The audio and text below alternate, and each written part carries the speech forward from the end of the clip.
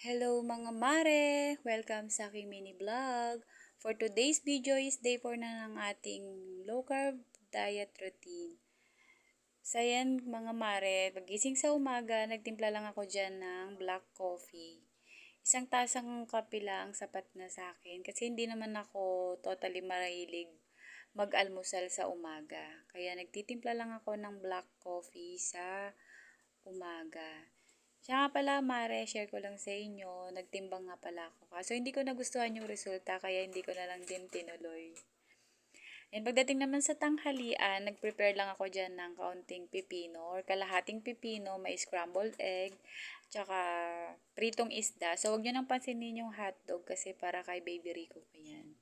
So, yun guys, break time ko dyan. Kaya umuwi ako para lang kumain ng tanghalian. So, balik tayo sa kinakain ko guys.